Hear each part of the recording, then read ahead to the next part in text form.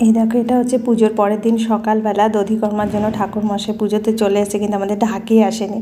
সেই জন্য আমার হাজব্যান্ডই ঢাক বাজাতে বসেছে, যে ঠাকুরমশাই পুজো শুরু করে দিয়েছে, কারণ একটা শুভ সময়ের মধ্যে মাকে বরণ করে বার করতে হবে নিরঞ্জনের জন্য। ওই জন্য খুব তাড়াতাড়ি করছে, কারণ নয়তো না বারবেলা পড়ে যায়। এই যে দেখো পুজো করছে।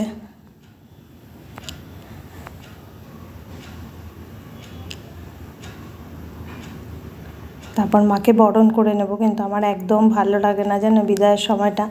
1 বছর ধরে অপেক্ষা করে থাকি আমরা এই পুজোটার জন্য, কী দিয়ে কী করব, কিভাবে মাকে সাজাবো, কিভাবে পুজো করব, ডেকোরেশান এই করতে করতে পুজোও চলে আসলো, বিদায়ের সময় হয়ে গেল। কিন্তু কিছু করার নেই, মাকে তো বিদায় জানাতেই হবে, শ্বশুরবাড়ি পাঠাতে হবে, মেয়েদের যেমন করে আর কি। খুব কষ্ট হয় আমার জানো। এ দেখো আস্তে আস্তে বার করে এবার ভ্যানে তুলবে। একটা সময় ছিল 10:30টার মধ্যে, নয়তো আবার 1টার পরে। এবার 1টার পরে ঠিক ভালো লাগে না, ওই জন্য তাড়াতাড়ি করলাম 10:30টার মধ্যে। খুব কষ্ট লাগে আমার, কিন্তু কিছু করার নেই। মা সবার ভালো করুক, আবার আসবে 1 বছর, আবার অপেক্ষায় থাকবো। সবার মঙ্গল করো মা, সবাইকে ভালো রাখো। যে 7 পাক ঘুরিয়ে মাকে জলে ভাসান দিয়ে দেওয়া হবে।